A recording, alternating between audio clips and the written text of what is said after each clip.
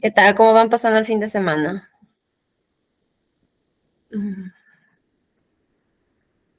¿Cómo van pasando el fin de semana? Bien, Miss. Muy bien, muy bien. Bien, vamos a seguir, ¿ya? Bien, vuelvo a reiterar el saludo. Voy a prender mi camarita para que me puedan ver, ¿ya? A ver, vuelvo a reiterar el saludo. Buenas tardes con todos, ¿no? Vamos a tocar el día de hoy un tema bastante interesante, ¿no? Que seguramente tal vez ya lo han escuchado, ¿no? Y pues vamos a tratar de detallar un poquito y voy a hacer consultas durante la clase, ¿no? Y también al finalizar la exposición del tema, ¿ya? Cualquier duda que tengan me la hacen saber, por favor, para así también no irnos, ¿no? Con dudas o quedarnos con dudas, ¿ya? Pero de todas maneras va a estar grabado la clase para que ustedes, pues, en su rato libre lo puedan visualizar nuevamente, ¿no? Puedan escucharlo nuevamente. Bien, empezamos, ¿ya? A ver. Eh, el tema del día de hoy es el romanticismo, ¿ya? El romanticismo fue un movimiento que pues surgió hace mucho tiempo atrás, ¿no? Tuvo como tema principal el amor, el romantizar las cosas, ¿no? Ahora, a ver. Primero lo que tenemos que saber es la localización cronológica. ¿En qué momento el romanticismo nace? ¿No? ¿En qué momento crece? ¿En qué momento se da a conocer? ¿No?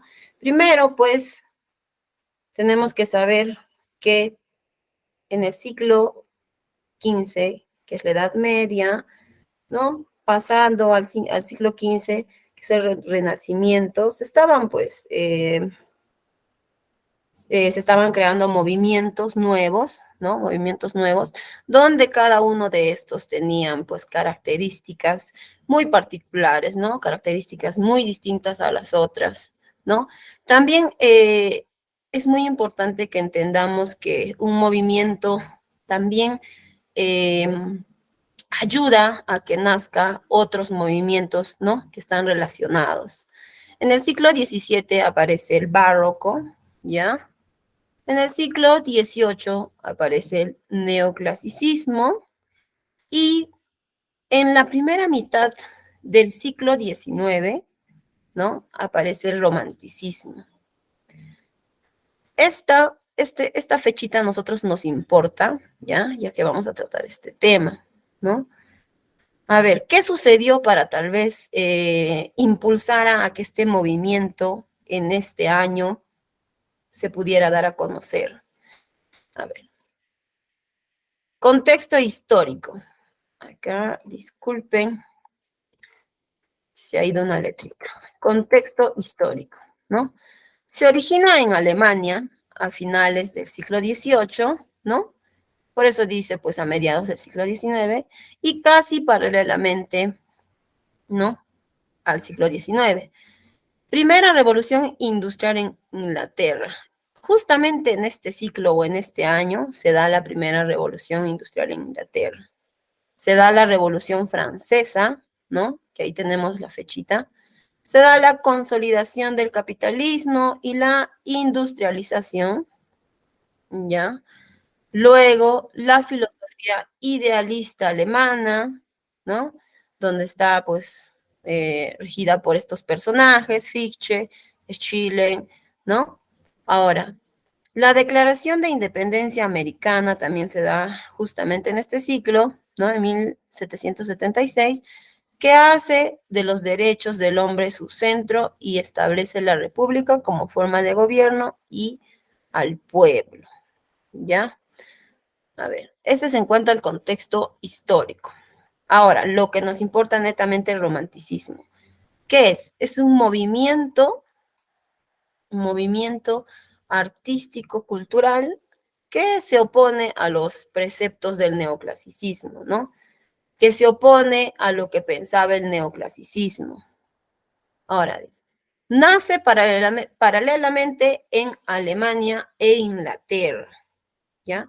Este movimiento estaba asociado a la libertad de expresión, a la libertad del hombre, a la libertad en varios aspectos, ¿no? También, como se ha mencionado en un inicio, ellos pues ponen en auge o ponen importancia a romantizar muchas cosas, ¿no? A romantizar, por ejemplo, aspectos de la naturaleza, ¿no? A ver, ahora, ¿cuáles son las características del romanticismo? Una de ellas es el culto a la libertad, disculpen, el culto a la libertad, ¿ya? Eh, el subjetivismo, ¿no? ¿Por qué se le dice haber culto a la libertad? Porque ellos lo que querían es, pues, expresarse libremente, hacer lo que ellos pensaban libremente, ¿no? El subjetivismo. Ustedes saben que lo subjetivo es lo que se cree que es, ¿no? Por ejemplo, lo que tú sabes sobre algo. Fantasía y misterio, ¿no? Atracción por el pasado medieval, en querer resaltar, ¿no? En querer resaltarlo. Revaloración de lo nacional. Claro, esto se relaciona con el culto a la libertad, ¿ya? Aspiración a un mundo superior. Ellos pensaban que, pues, con este movimiento del romanticismo se iba a conseguir un mundo mejor, se iba tal vez de alguna otra manera hacer que algunas personas cambien su manera, su ideología, ¿no? En otras palabras. Ahora, predominio de sentimientos sobre la razón, ¿no? Aquí en el romanticismo lo que más importa que es tus sentimientos, no la razón, ¿ya? Idealismo y evasión de la realidad. Hay que entender eso. A ver, ahora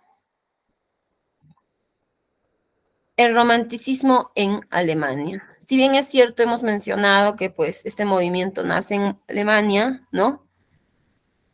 Que pues es considerada la cuna del romanticismo, ¿no? Los principales teóricos del romanticismo o autores, en otras palabras, alemanes fueron los hermanos Schlegel, ¿no?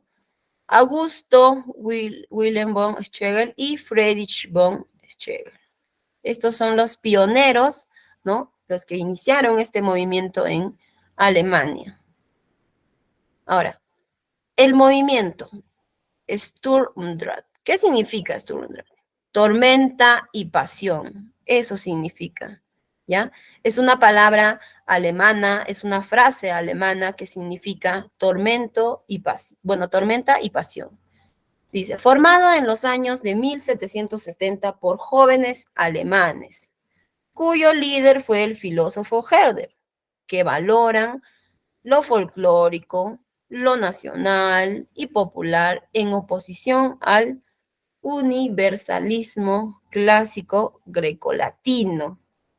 A ver, ¿quién me dice a qué se refiere la palabra grecolatino? A ver, a ver, a ver, a ver. ¿A quién?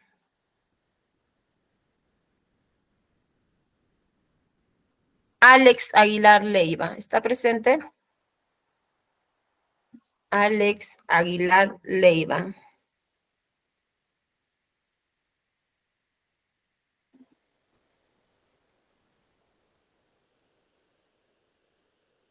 Oh, a ver, Daisy Cuya, ¿está presente?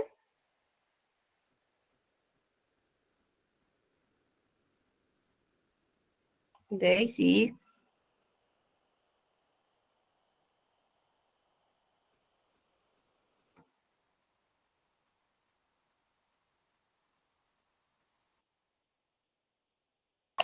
Es una historiografía antigua. ¿Ya? ¿Dónde se originó o de dónde proviene grecolatino?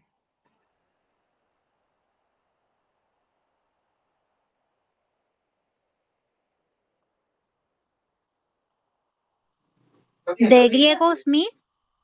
Claro, muy bien.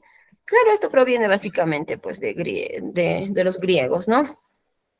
Bien. Disculpen.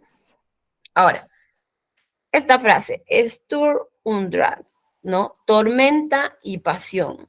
Dice, se conoce con este nombre al movimiento fundador del romanticismo alemán desarrollado en el siglo XVIII. En el siglo XVIII, ¿no? En el siglo XVIII. El nombre se debe a la obra teatral Sturm und Drang, que pues fue originado en 1776 de Friedrich Klinger, ¿no? Significó la oposición contra el racionalismo y la ilustración. ¿Por qué dice que se opuso al racionalismo y la ilustración? Porque pues el racionalismo, este movimiento, a ellos no les interesaba los sentimientos. Ellos ponían más importancia a la razón, ¿no? Ellos creían que los sentimientos no existían. Entonces, el romanticismo nace en oposición a ello, ¿no? Estos poetas, dice, valoran los ideales de ensueño y misterio, así como los lados ocultos del alma. Esto muy importante. Valoran los ideales de ensueño.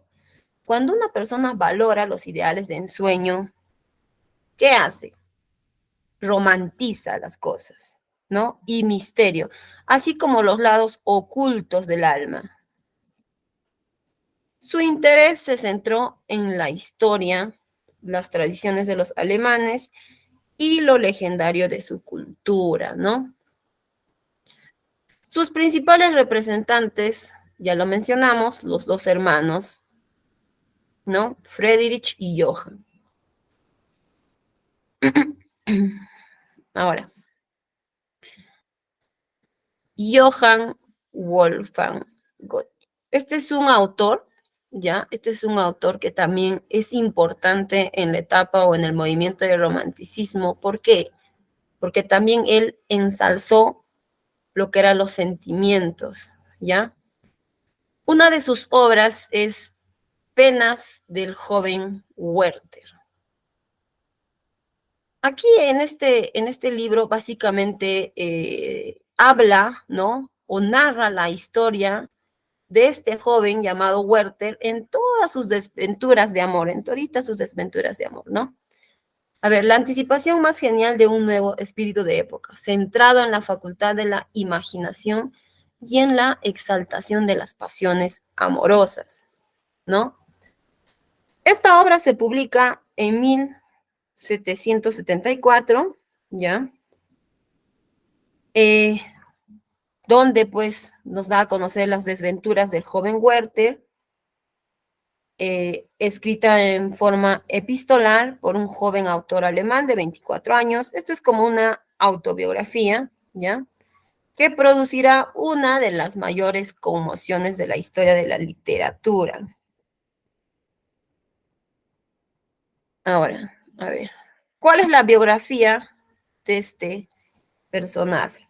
Nació el 28 de agosto de 1749, ¿no? Murió pues el 22 de marzo, de 1832. Fue un novelista, un dramaturgo, fue un poeta, un científico, un geólogo, botánico, etcétera. Tuvo varias profesiones, ¿ya? Varias profesiones. Y pues también pues fue un funcionario, ¿no? Del estado de Weimar durante 10 años. A ver. Influenció profundamente el crecimiento del romanticismo literario, ¿no?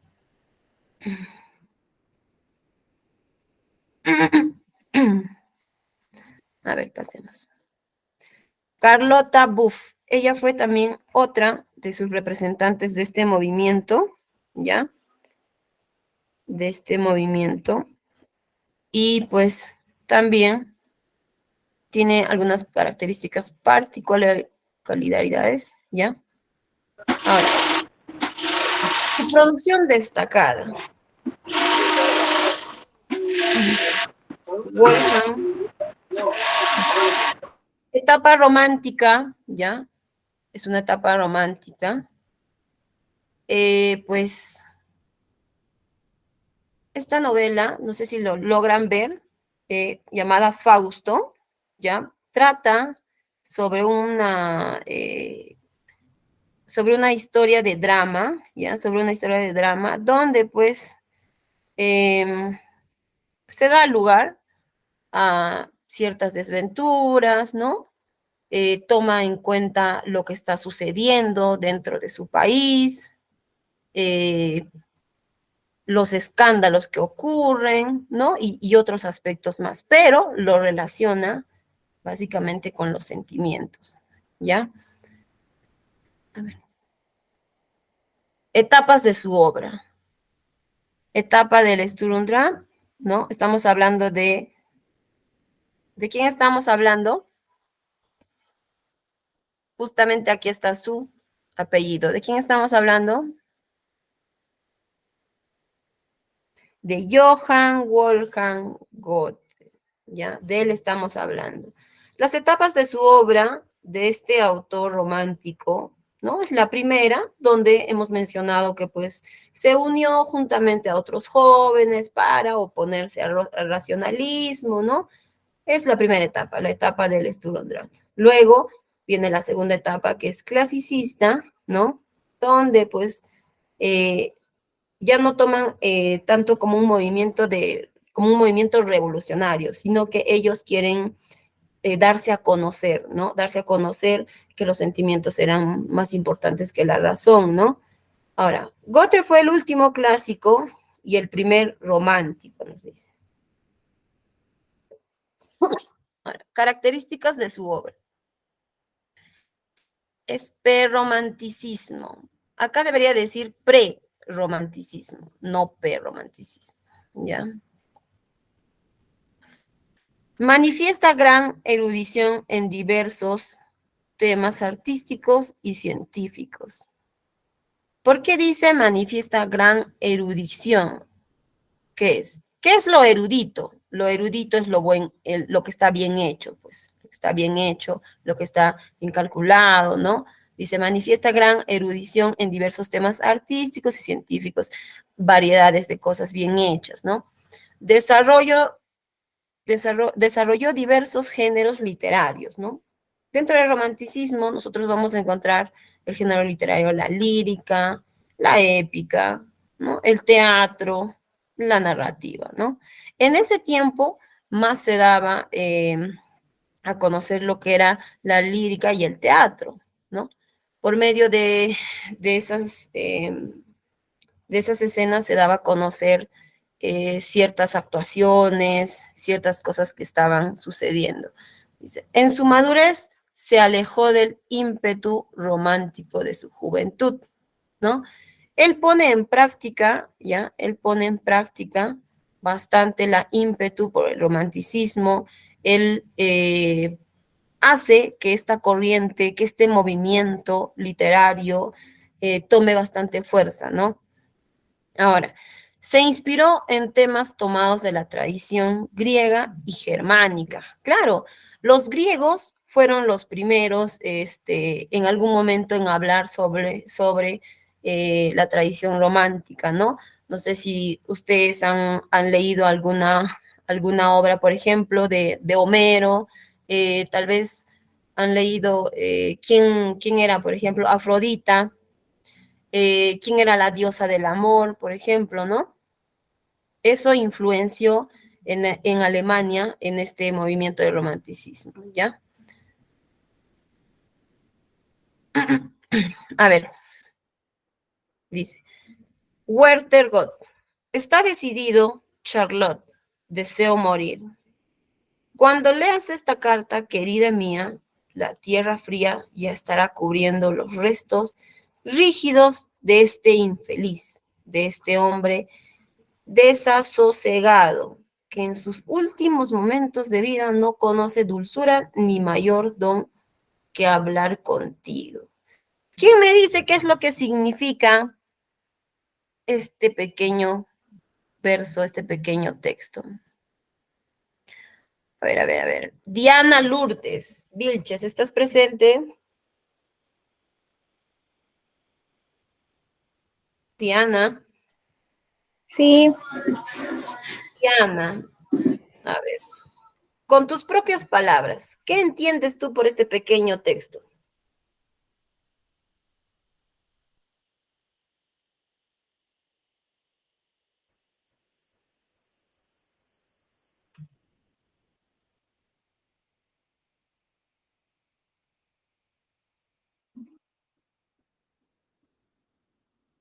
Diana.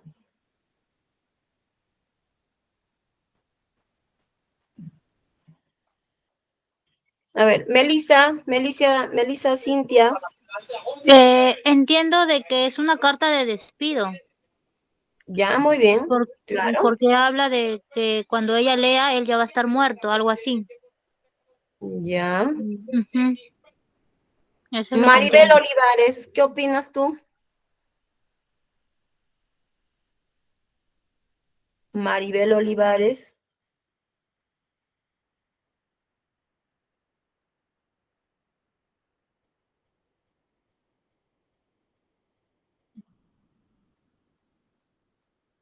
Bien, a ver,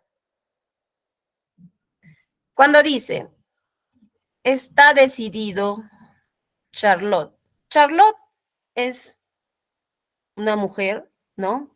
¿Quién le dice a Charlotte está decidido, deseo morir? Le dice el joven Werther, ¿no? Dice, cuando leas esta carta, querida mía, he aquí, entiendan, cuando dice querida mía, está enfatizando que el sentimiento del amor, del romanticismo, ¿ya? La tierra fría ya estará cubriendo los restos rígidos de este infeliz. ¿A qué se refiere cuando dice los restos rígidos de este infeliz? A que pues él ya va a estar enterrado, ¿no? Su cuerpo va a estar estático, ya no va a estar vivo. De este hombre desasosegado. ¿Qué significa desasosegado? ¿Qué Moribundo, significará? ¿Cómo? moribundo, Ya. ¿Qué más? A ver.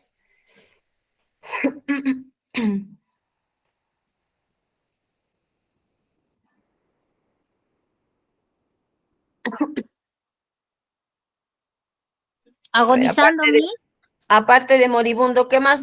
¿Qué más? A ver, ¿cómo podemos nosotros entenderlo? agonizando. Claro, ¿no? A eso se refiere. Disculpen. Ya. ¿Qué más nos dice? A ver. Dice que en sus últimos momentos de vida no conoce dulzura ni mayor don que hablar contigo. ¿Qué nos quiere decir esta última oración que dice que en sus últimos momentos de vida no conoce dulzura ni mayor don que hablar contigo? A ver, les pregunto, ¿esta oración expresa deseo, sí o no? Sí, Claro, por supuesto. Ahí dice, en sus últimos momentos de vida no conoce dulzura ni mayor don que hablar contigo. Lo único que él quiere es hablar con su amada, con su querida, con su bueno, ¿no? Con la chica que quiere, que es Charlotte, ¿no? Pero pues da a entender de que tal vez posiblemente no lo conseguirá, ¿no? A ver, ahora, Werther, género narrativo, especie novela, estamos hablando de las cuitas del joven Werther o de las desventuras del joven Werther, ¿ya? Género narrativo, especie novela, estructura epistolar. La obra está dividida en tres partes, por eso se dice epistolar. Primer libro, 39 cartas, segundo libro, 47 cartas, ¿ya? El editor al lector, a ver. Últimos días del protagonista y sus últimas cartas. Básicamente en esta obra, pues, trata de todas las desventuras que ha sufrido este personaje Werther, ¿no? Y las cartas que ha escrito, ¿no? Enfatizando al amor, despidiéndose de su amada, que es Charlotte, deseando ciertas cosas con Charlotte, ¿no? En la narración predomina la primera persona. Como ya lo hemos visto en este ejemplito, está hablando en primera persona, ¿no? ¿Qué opinan ustedes? ¿Es primera persona o segunda persona?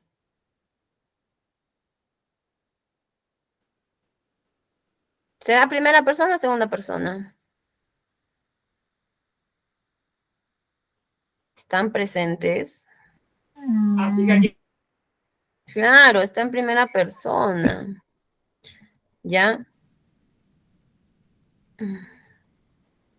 A ver, ¿cuál es el estilo que tiene este autor? Su estilo es poético y delicado, pues, ¿no? ¿Por qué poético? Pues porque utiliza los versos, ¿no? Hay rima, y delicado porque pues él no utiliza palabras oeces, palabras groseras, él utiliza palabras que enfaticen el sentimiento, el amor, el romanticismo, ¿no? Eso es lo que él hace. A ver, ¿cuáles son las características puntuales de este movimiento? Primeramente que pues predominio del estado anímico del protagonista, ¿no?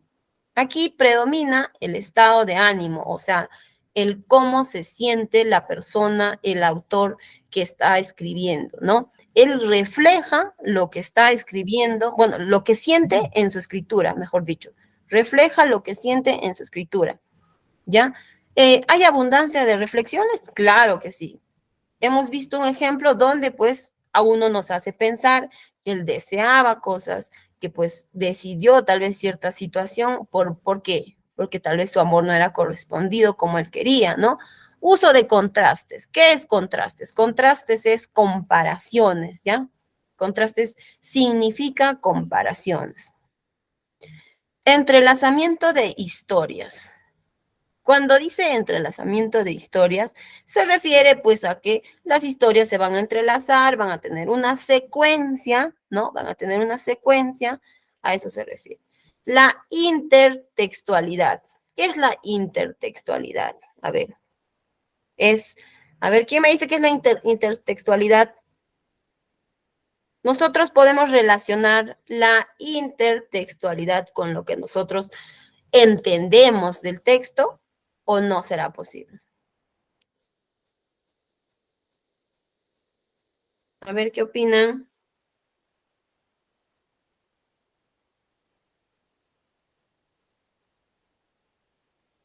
¿Están presentes?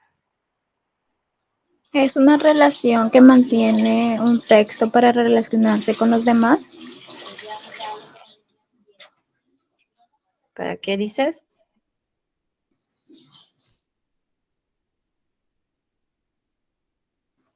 Que es una relación de un texto para relacionarse con los demás.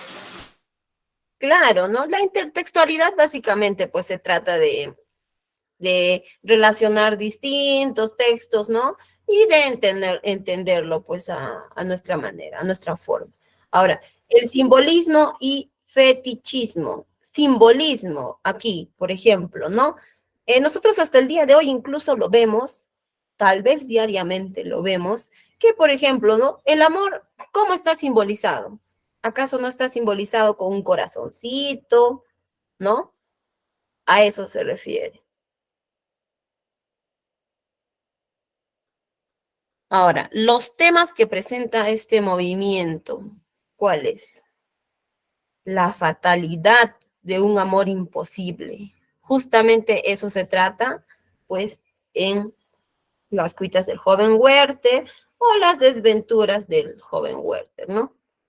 Ahora, los temas secundarios que nosotros podemos encontrar en autores de este movimiento va a ser el suicidio. ¿Por qué el suicidio? Porque pues tanto desamor decidían suicidarse, no siempre de la manera en como nosotros lo conocemos, ¿no? Que es morir, sino que lo hacían en un estado anímico, por ejemplo, la pasión, ¿no? Acá es muy importante la pasión, luego el escapismo, ¿no?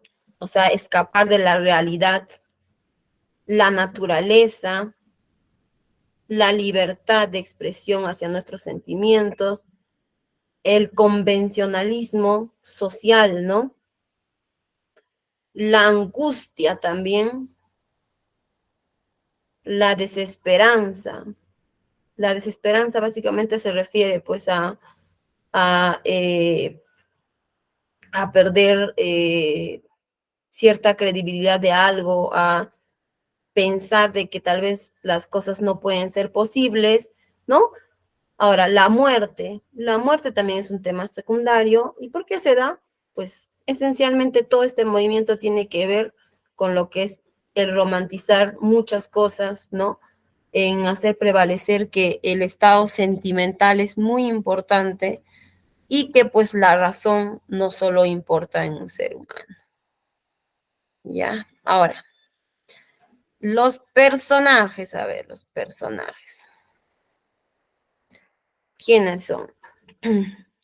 Los personajes principales en la obra de el joven Werther o las desventuras del joven Werther es pues Werther, que es el protagonista, un joven, ¿no? Enamoradizo. Carlota, Carlota es una de los personajes que pues, también que está allí, por la cual se enamora también Werther, ¿no? Los personajes secundarios, Alberto, Juan, la señorita B, el joven criado, ¿no? Estos son algunos de los personajes de esta obra, ¿ya? A ver, acá hay un pequeño videíto. A ver.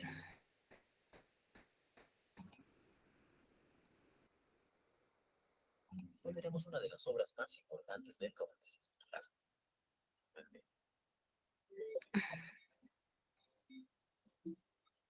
Peder es un joven sensible que, cansado de su ciudad, se va a Walheim, un pueblo que le brinda paz mientras se dedica a la vida.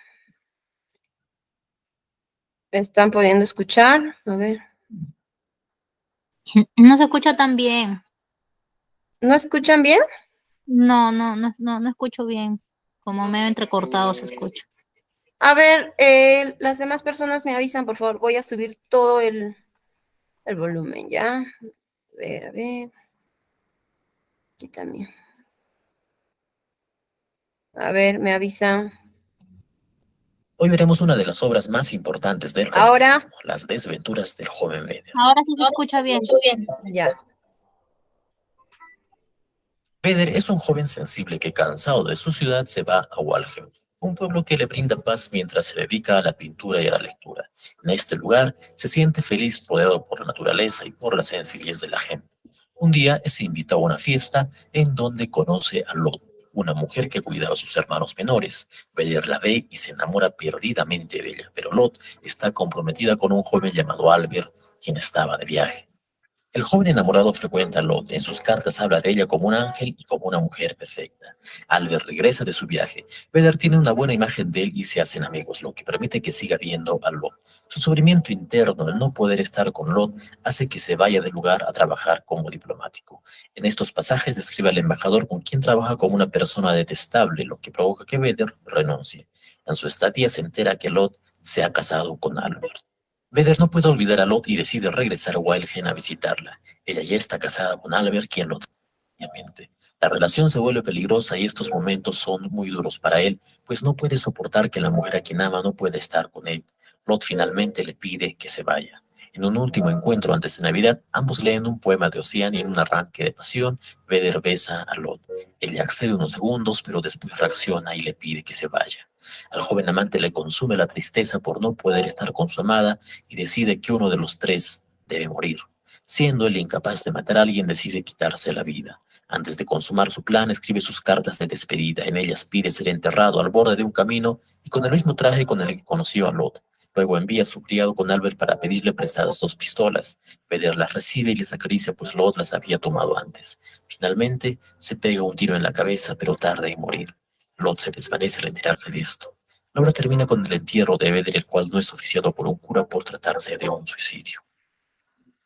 Esta obra es una novela epistolar, es decir, está escrita mediante cartas que el personaje principal escribe a su amigo. Esto permite que el mensaje sea más intimista y se explore la tormenta de sentimientos desde la perspectiva de quien lo padece. La primera persona propia del género epistolar hace que una obra sea subjetiva. Beder nos abre su mundo de pasiones, sufrimientos, reflexiones y confesiones a través de sus cartas. Al revisar la vida de su autor se puede notar claramente que se trata de una obra semi-autobiográfica. Beder es el alter ego de Goethe, quien de muy joven se enamoró de una Lot real. Aunque claro, él no llegó al suicidio, pues este hecho está más bien inspirado en la decisión de un amigo suyo. Las desventuras del joven Beder es una obra totalmente sentimental. Su carácter epistolar y subjetivo permite al personaje desbordar sentimientos. El encuentro directo con el personaje mediante la lectura de esta novela nos muestra lo desgarrador que puede ser el amor. Después de la publicación de esta obra y su rotundo éxito que lo llevó a ser uno de los primeros bestsellers conocidos, Alemania padeció lo que se llama el efecto Beder, que consiste en imitar al personaje de la novela.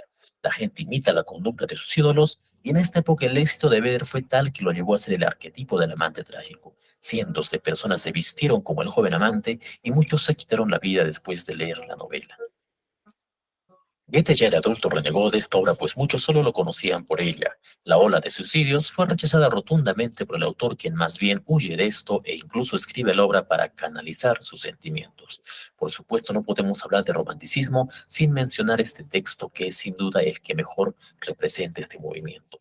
La naturaleza, la sencillez, la pasión y el amor trágico están contenidos en las dramáticas cartas del joven Beder.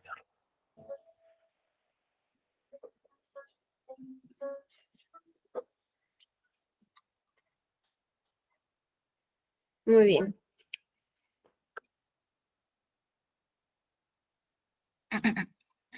Ya. A ver. Vamos a ver más este videito. Y voy a Hoy hacer hablaremos unos sobre la cortes. principal obra de Goethe llamada Fausto. La obra empieza con un diálogo en el que Dios le dice a Mefistófeles que no podrá corromper a un hombre llamado Fausto, y este acepta este desafío. Seguidamente se presenta al doctor Fausto, quien es un hombre que posee mucho conocimiento, pero es infeliz e incluso está a punto de tomarse un brebaje para quitarse la vida, lo que no sucede pues es interrumpido por las campanas de Pascua. En la puerta de la ciudad, Fausto y su discípulo Wagner caminan y observan que un perro negro les venía siguiendo. Fausto decide tenerlo y cuando llega a su cuarto el perro se pone inquieto y empieza a hincharse y transformarse en Mefistófeles. Ambos personajes dialogan y Mefistófeles promete volver para hablar nuevamente. Cuando vuelve, hacen un trato. Mefistófeles le dará a Fausto lo que desee y éste le entregará su alma en la otra vida. Además, si Fausto llegara a un momento de complacencia que valdría la pena mantener en la eternidad, éste moriría en ese mismo instante. El trato se cierra con una gota de sangre de Fausto. Hecho el pacto, ambos acuden donde una bruja, quien hace realidad el primer deseo de Fausto, que es hacerse joven.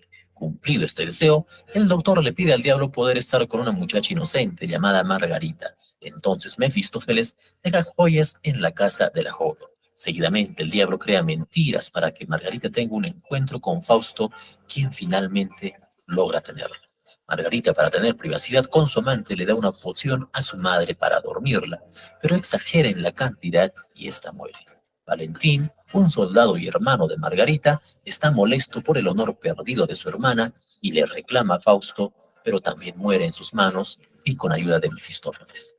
Fausto y Mefistófeles asisten a un ritual oscuro llamado la Noche de Walpurgis. Margarita está en la prisión, pues asolada por la tragedia, ahogó al hijo que había tenido. Fausto trata de ayudarla a salir de la prisión, pero ella se niega, pues está al borde de la locura. La joven Margarita muere en los brazos de Fausto, arrepentida. Una voz del cielo dice que está salvada. La segunda parte no sigue completamente la línea de la primera. Fausto ahora se encuentra en un mundo de ficción. Junto a Mefistófeles, conoce a un emperador y después de ayudarle a conseguir dinero, este les pide que traigan a Helena y Paris. Al traerlos, Fausto se enamora de Helena, pero después de una explosión queda inconsciente. Mefistófeles lo lleva a su antigua habitación. mientras en su laboratorio Wagner estaba creando un homúnculo. Este nuevo ser despierta a Fausto de su inconsciente. Mefistófeles, con engaños, trae a Helena hacia Fausto, quien al fin le declara su amor. Helena le corresponde y fruto de ello tienen un hijo llamado Euforión, el cual muere tratando de volar al igual que él. Fausto ahora desea ganarle tierra al mar, así que Mefistófeles hace que le ayude al emperador a ganar una guerra. De este modo recibe del emperador tierras al borde del mar. Además, ya con 100 años de edad, construye su propio palacio y ensancha sus tierras artificialmente hacia el mar, cumpliendo así su deseo. Terminando ya la obra, Fausto continúa creando su nueva sociedad con paz y justicia para las personas que allí habitan. En su monólogo final, reflexionando sobre cómo sería si se cumpliera este sueño, dice: entonces podría decirle al instante, detente, pues eres tan bello. Fausto entonces muere. Satán y sus lémures están a punto de llevarse el alma de Fausto, pero un coro de ángeles viene y se lo llevan. Mefistófeles maldice que le hayan arrebatado a Fausto.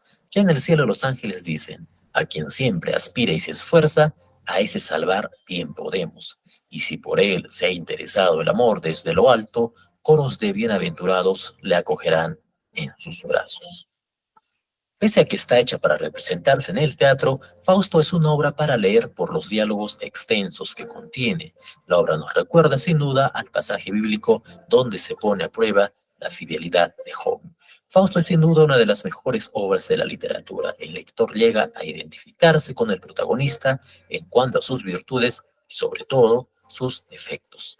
Se simboliza además al hombre moderno que lejos de los deseos materiales del hombre medieval busca el querer más. Se representa la insatisfacción eterna con ese hombre que no se conforma con lo que tiene y siempre quiere más. Fausto es el héroe negativo. La parte final es esperanzadora, pues pese a sus defectos por los cuales el hombre debería estar condenado, este todavía vale la pena. En los diálogos, Fausto no se sorprende al ver al diablo e incluso le increpa sus ofertas. Mefistófeles cree que es fácil hacer feliz al hombre con tan solo cumplir sus deseos. ¿Qué puedes darme tú, pobre diablo? ¿Qué sabes tú de las ansias y afanes del hombre? Pregunta un Fausto complejo y moderno a un Mefistófeles medieval. En la segunda parte, cargada de ficción con viajes incluso al pasado, Fausto deja de ser el romántico del Sturm und Drang y pasa a ser un Fausto más sereno.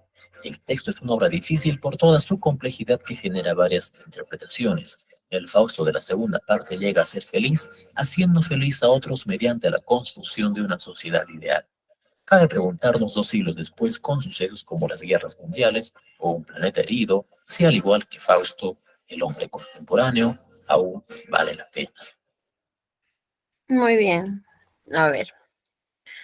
Primero, el video inicial, ¿ya? ¿Qué vimos sobre quién fue el video, el primer video? ¿Sobre quién fue?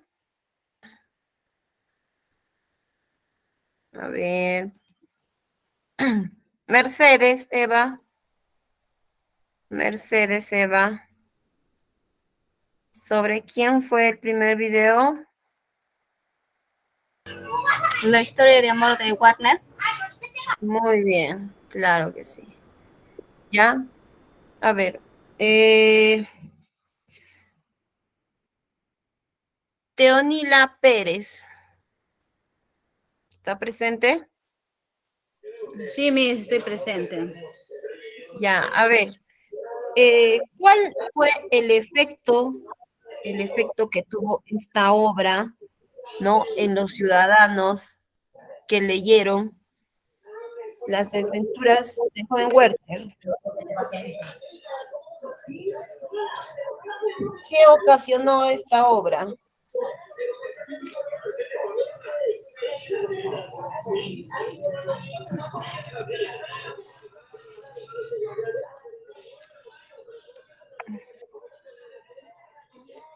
A ver, ¿qué ocasionó? A ver, ahí que dice, Werther se enamoró de alguien que ya tenía pareja. Sí. Ya. Pero, a ver, lo que ocasionó fue pues que varias personas imitaran, ¿no? Imitaran, por ejemplo, la forma de vestir, imitaran ciertos comportamientos imitaran los sucesos que había pasado en esa obra, ¿no? Incluso muchos se llegaron a quitar la vida, ¿cierto? Nos mencionaba en el video. Ahora, a ver, por favor. Ahora, ¿cuál era el nombre? Esto va para Lexi Andoa. ¿Está presente? Lexi Andoa.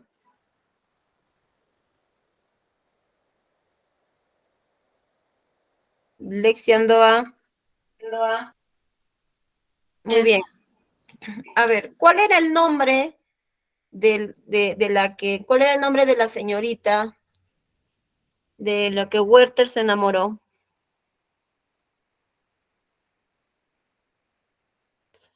¿Cuál era el nombre de la señorita? No lo sé, Miss. Ya. No A sé, ver, comienza. ¿alguien escuchó cuál era el nombre de la señorita? Se llamaba Love, ¿ya? Incluso dijo en el video que pues esta obra fue como una autobiografía. ¿Por qué? Porque se cree que en la vida real este escritor se enamoró pues de una persona, ¿no? De una persona que no fue correspondido como quiso, ¿no?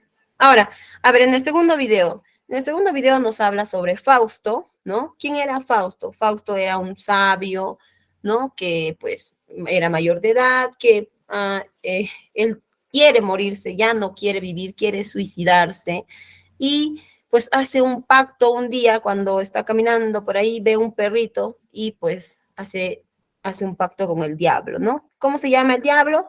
Mefistósteles, ¿no?